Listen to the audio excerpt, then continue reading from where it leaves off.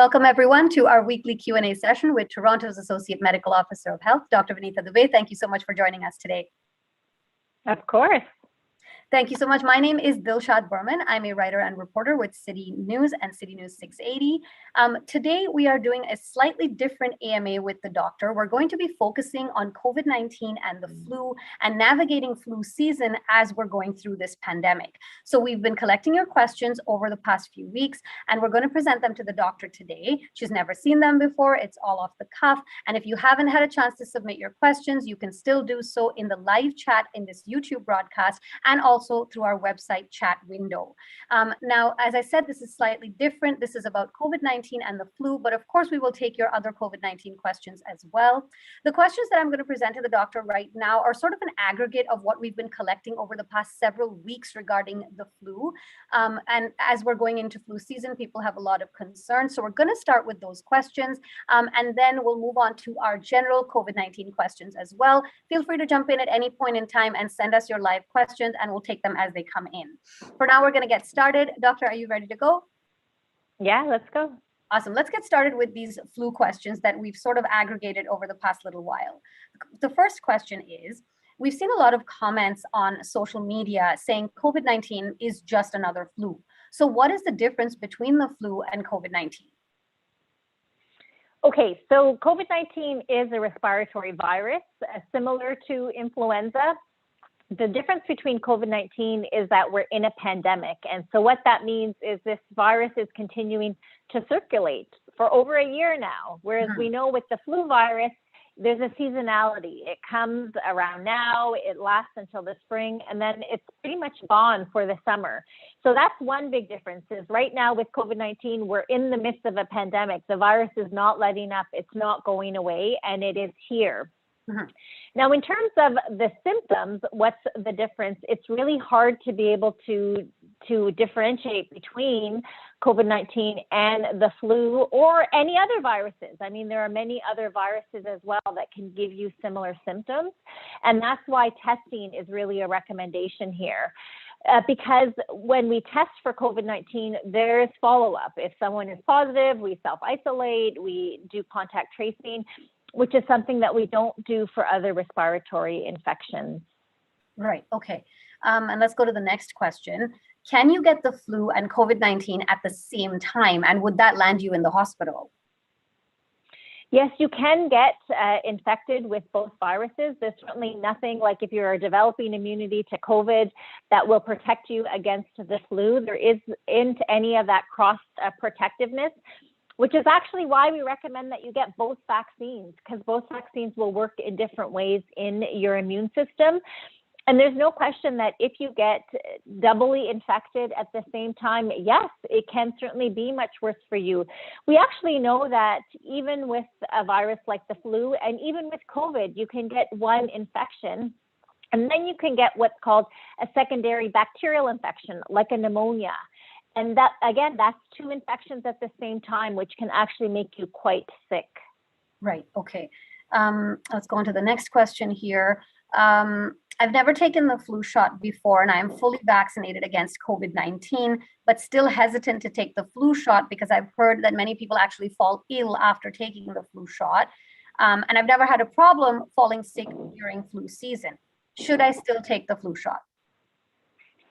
Okay, so the flu vaccine, like the COVID vaccine, doesn't have the virus in it. So you actually cannot get the flu from the flu vaccine.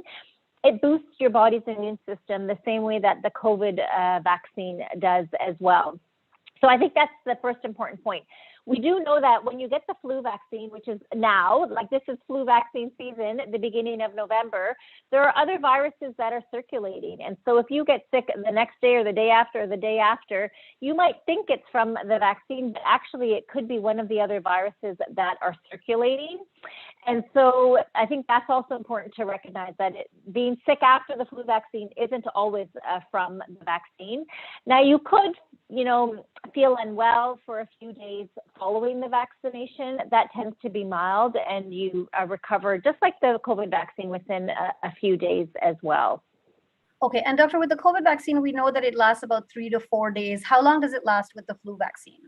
the side effects? Yes, 1 to 3 days as well. And it is just the one dose. Okay. And the next question, are we expecting a particularly bad flu season this year, or will it be like last year where we barely heard about any flu cases? So the one thing about the flu is it's really hard to predict what the season is going to look like. Sometimes we look to our southern countries like Australia to see what happened there. Australia, though, this year was in a lockdown during their flu season. So they didn't have a lot of flu circulating, which was similar to what we had last year. We had a lot of measures in place. We weren't mixing and mingling nearly to the same extent that we are now. And all of those public health measures helped to prevent the spread of flu last year, actually across the country as well. Right. Now, we don't have that this year. So we expect the flu will spread. It's already started spreading. So last week when I looked at the numbers, we had about 6 cases in Ontario. Last year, for the whole season in Toronto, we had 6 cases. So we're already, catching up. And so flu is here, and it will spread. Right. And so it's sort of, you can kind of tell that we've relaxed some measures. We've started seeing each other. We've started moving around a little bit more. And so things are spreading even when it comes to just the flu. Yeah, and the other piece that's important for the spread of these viruses is travel. And we've seen that non-essential travel can now go ahead. And we know that travel is another common way that viruses like the flu can also spread. Okay, we'll do one more flu question, and then we've got live questions coming in already. So let's move on to the next flu question. If you do happen to get the flu this year, will it make you more susceptible to catching COVID-19? So it's not necessarily that if you have the flu now, COVID will come to you. I mean, when you get an infection, your immune system is working hard. And so if you were to get that second infection at the same time, it could be more difficult for your body. But that is certainly why we recommend that you get the COVID vaccine to have that protection from the COVID vaccine. The COVID vaccine works very, very well. Like, we know that to keep you out of hospital, it works 90+% of the time. The flu vaccine is less effective. So if you had to pick between one of the two vaccines, the COVID vaccine has a better effectiveness. But this season, it's important to get both if you haven't had any, because again, we really want to keep you out of hospital. We really want to, we've talked about this, preserve our healthcare capacity. Right, absolutely. Okay, let's jump into some live questions. They're not flu related, but they are booster related, because lots of questions about boosters here. So from our website, Phil asks, I'm 80 years old and I received my second vaccine late May. Since I'm traveling to Mexico on December 26th, will I be able to get my booster before I travel? Okay, so the booster announcement will be coming out, I think, soon after this. Yes. So we'll have to wait to see what Ontario advises.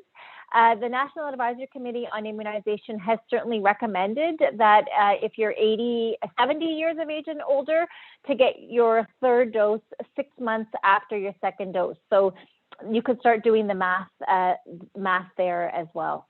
Right, absolutely. And as the doctor said, the announcement for the booster shots is coming right at 1 o'clock, right after we finish this AMA. It will run on our YouTube, so you can stay tuned here and watch it and watch the announcement coming live. So let's move on. I guess more booster questions. Let's try and take them. One from YouTube. Red Reaver asks, if boosters are approved for everyone, can we mix and match? I got 2 Pfizers, but I might want a half dose Moderna booster. It's supposed to result in better and longer immunity. Okay, so the National Advisory Committee on Immunization on Friday released their guidance, which did not give a blanket booster recommendation for everyone. So I think that's important to note. In terms of what NACI recommended for booster, which vaccine to get, it said you can get any of the messenger RNA vaccines. It does not matter what you got for your first 2. If you are a senior, 70 and older, you can get the Moderna full dose, which is 100 micrograms. And if you are not a senior and are eligible for a booster, then you can get either the Pfizer or the half dose Moderna. Okay, great. And then another question from our website from Jordan. I had 2 doses of AstraZeneca and I already downloaded my Ontario Vaccine Passport QR code. If I get a booster shot as recommended, do I have to download a new QR code, or will the booster shot automatically be linked to the previous one? This might be a technical app question, Doctor. Yeah, we'll have to wait to see what's recommended, but I'm pretty confident that if you are eligible for a third dose, that will not be a requirement for the vaccine passport or certification program. Right. So it is an extra dose, not and your 2 doses that you have would be sufficient to get you to that restaurant or wherever it is that you want to go. Right. Okay, perfect. And let's jump back into our flu questions here. Diwali is coming up and we want to get together with family. Is it okay to gather with people who may have taken the COVID shots, but not the flu shots? And what about meeting people who are not vaccinated against either?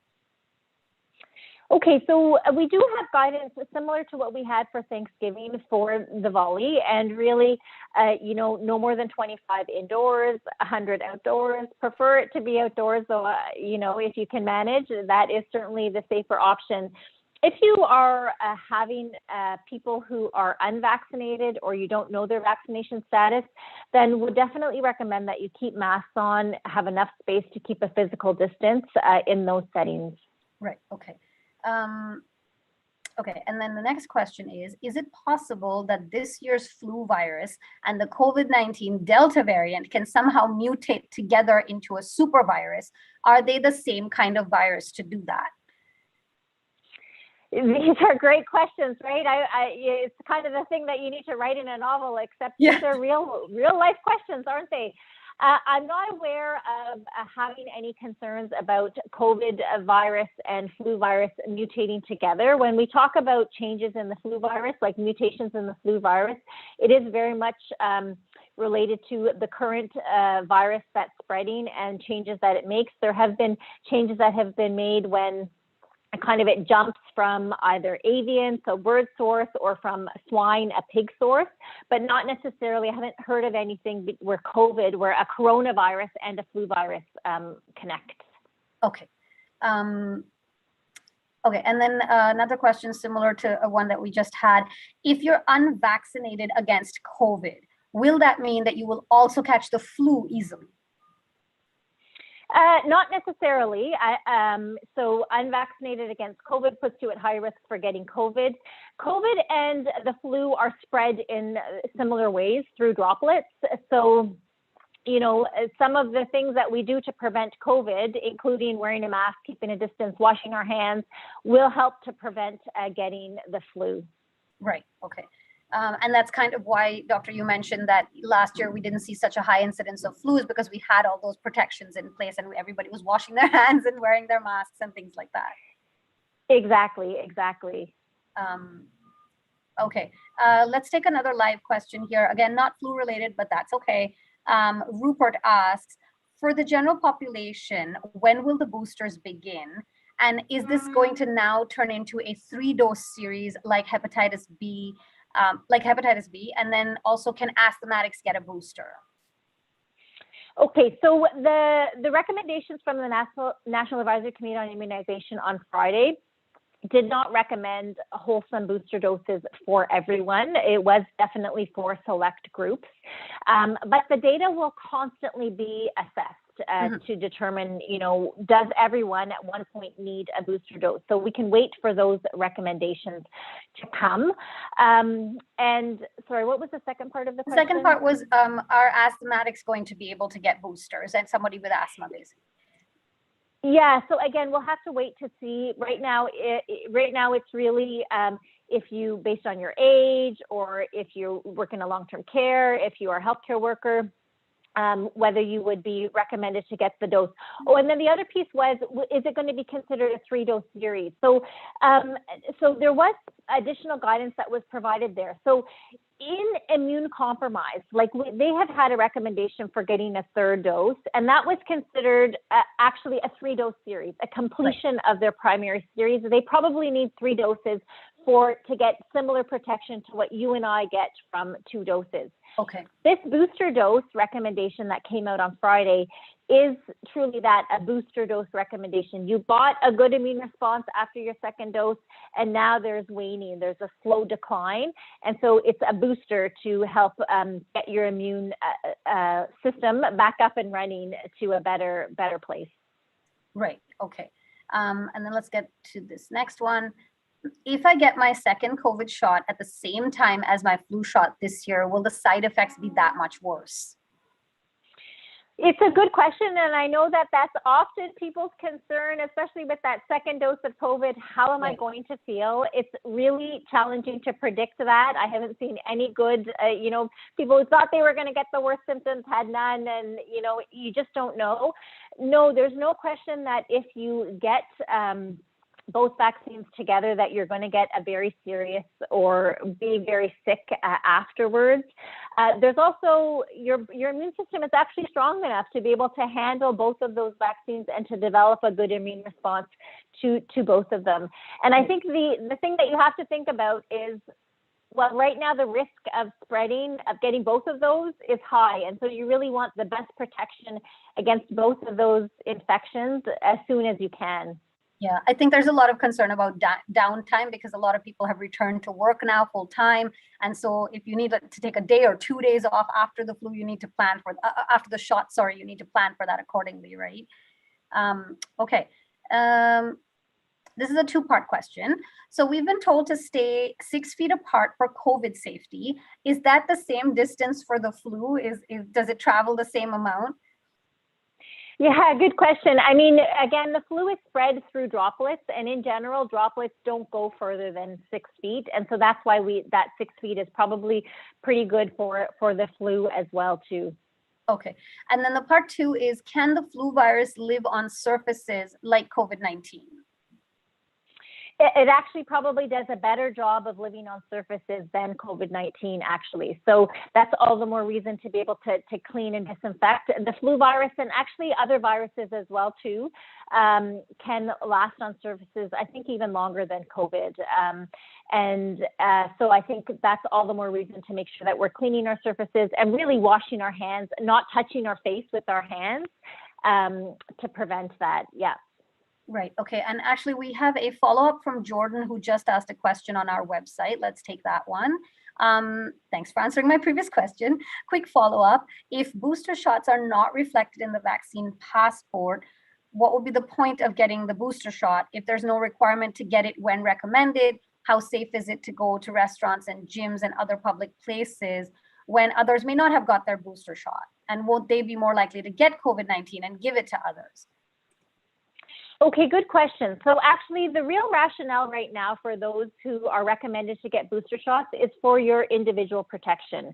So what we're seeing is the vaccine is working very well. It continues to work very well. But you'll notice that there have been more elderly people, for example, who were fully vaccinated and got COVID, ended up in hospital. Some even, unfortunately, died. And so to give them the best protection, because if they get COVID, they can get quite sick. That's one of the reasons to get vaccinated. You'll see healthcare workers were also provided a recommendation, and that is actually to help protect them so that they can continue to work and keep our healthcare system running as well. Right. Okay. And so when it comes to reflecting in the vaccine passport, doctor, and I know that you're not involved with the app and things like that, but my assumption would be, and I'm not an expert, but my assumption would be, if it were to be recommended, if the booster was to be recommended to everybody at large, then possibly they would have something reflecting your passport as well, correct? Yes, so good point. I think that, first of all, for it to kind of make it to a passport, you have to actually have the vaccine available for a long enough time to give people a chance to get vaccinated before you make it a requirement. Yeah. And yeah, as you said, not everyone is going to be eligible for a booster dose just yet. Right. Okay. Okay.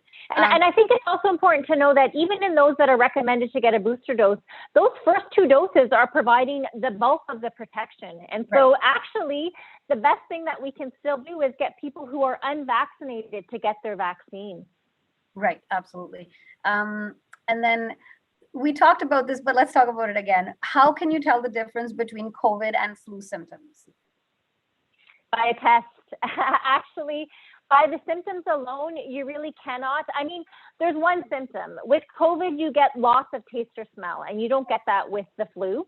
So that can be one symptom that can help to differentiate that. But beyond that, it's really challenging, and it's really that test that you need. Right. And doctor, just to clarify, because I've heard this a lot about the loss of taste and smell. When you have a stuffy nose, you can't taste anything for the most part. Is it different from that? Is it just a complete lack of taste and smell? Because thankfully, I haven't experienced that.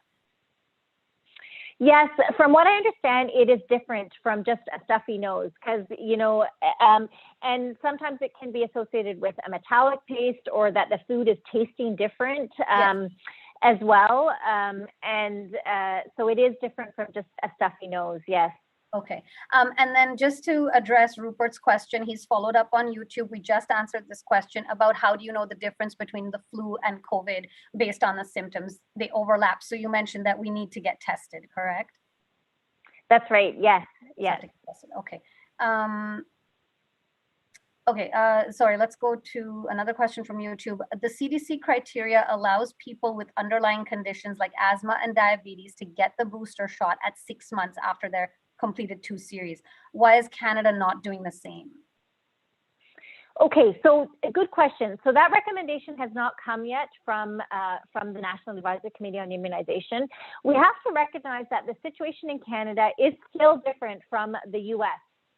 And even from Israel, because in the US, they gave the vaccines in that short interval. And what we know is that better protection occurs when you have bigger spacing between the first and second dose. Yeah. And so, most Canadians had that longer interval, whereas they didn't have that. That was not a recommendation in the US, for example. Mm-hmm. And the time since your last dose. And we know that many Canadians, many Ontarians got their second dose June, July, around that area. And so it hasn't yet been 6 months since most people have had their second dose. Right, exactly. I got mine in June, I believe. So it's not been 6 months yet at all. And then let's jump back into our list here. Wings submitted a question about the COVID-19 and flu. Did the Moderna COVID-19/flu integrated shot get approved yet? Okay, so I have certainly heard about a vaccine in the pipeline, COVID and flu. No, it has not been approved for this flu season. It is certainly something to consider. I mean, we don't know what next year is going to bring. We don't even know what January is going to bring, let alone next fall. But if we will need a COVID booster with a flu vaccine, that may be an option, and to get a 2-in-1 vaccine if that trial goes well, if it shows that it's safe and it shows that it works and that it's available and licensed. Right. And that would be my vaccine of choice, 1 shot instead of 2. I will pick that every time. Okay, so we have a few more minutes left and we're done with our flu questions for now.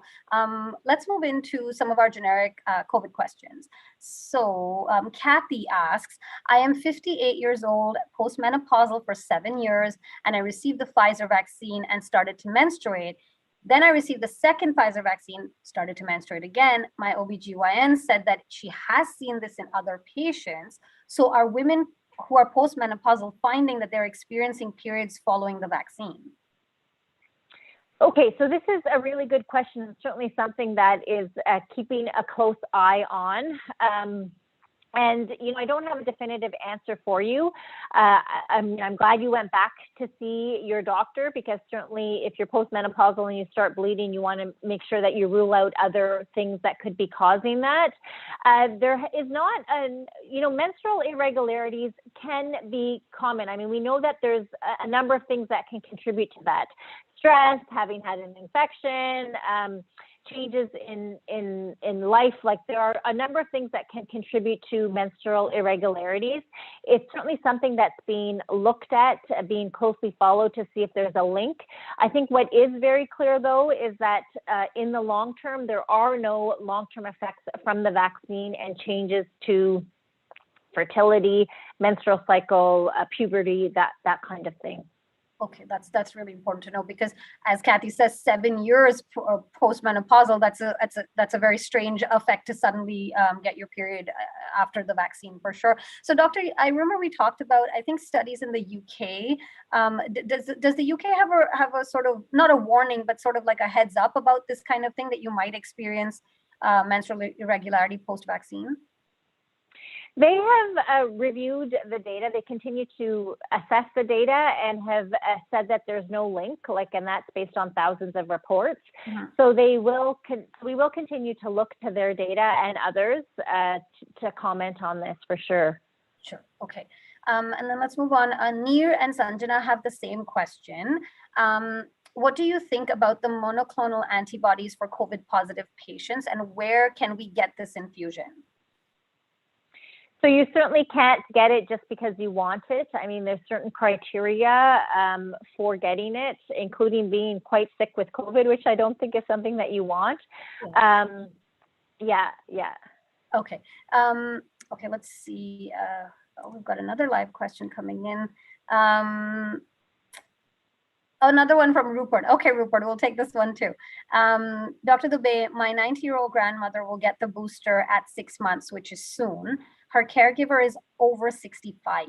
Now, can the caregiver to an elderly person also get a booster? Okay, so we'll have to see what is recommended by Ontario in terms of who is eligible for the booster vaccines. The National Advisory Committee on Immunization said 70 plus, but we'll have to see what Ontario recommends and allows for eligibility. Okay, and then let's move on to Priyanka's question. Priyanka asks, if parents are vaccinated, what are the chances of getting a 3-year-old infected with COVID? Okay, so, for the most part, more than 50% of kids are getting COVID either from their household, so someone at home, or having close contact with someone who they know who has COVID. Right. So, and then there are, community spread is another way that children are getting COVID. So it's not just from parents that a 3-year-old can get COVID. And so getting parents vaccinated will dramatically lower the risk for that child in that household, but you still have to look at the other ways in which the child interacts, is in other places to determine their overall risk. Right, got it. Okay, and actually there's another question from Wings. Health Canada announced that people who are fully vaccinated with AstraZeneca, 2 shots of AstraZeneca, I don't think Health Canada announced it though, I think it was a NACI recommendation. They're eligible for a COVID-19 booster shot. So should that 3rd shot be an AstraZeneca one or a mRNA vaccine? No, they recommended a messenger RNA vaccine. So if you had even 1 dose of a viral vector vaccine, so either AstraZeneca or the Johnson & Johnson vaccine, getting 1 dose of a messenger RNA vaccine gives you the level of protection of a full series of messenger RNA vaccine, which is really quite fantastic. So if you had 2 doses of AstraZeneca, then the recommendation is that you get a 3rd dose of either Pfizer or Moderna. Okay. And then a couple more questions coming in from YouTube. Let's take these. Charles asks, when will the mask mandate be over? I got the 2 shots and I don't mind getting a booster shot. Yes, I mean, we're certainly, waiting for the right time to remove masks, really. I think that's what I would say. I mean, it is right now a provincial mask mandate, so that's the other piece to note. But I think we're seeing in other countries where, like in some countries in Europe, where they've removed things like mask mandates only to have to introduce them again. And so, it is a cautious approach that Ontario is taking, which I think we will all appreciate in the long run, so that we don't have this up and down of, on and off and really trying to then play catch up to prevent the spread. Right. Let's take another question from YouTube. Bamboo asks, the COVID-19 vaccine was not made a mandatory immunization for schools. It is, however, mandatory for most universities, because I think universities have put out their own rules on that. So will this be lifted along with the other measures that are projected in March? Okay, so the measures in workplaces, in universities, are separate from the vaccine certification or vaccine passport system. So I just want to be able to, because I know that is a very, very common question. So does that mean in January you won't need to be vaccinated to attend university? No, that was not announced. So, and even in January, it still is not announced that to go to a restaurant you won't need it. It says as early as January we might be able to make some changes. Right. So those are two separate programs.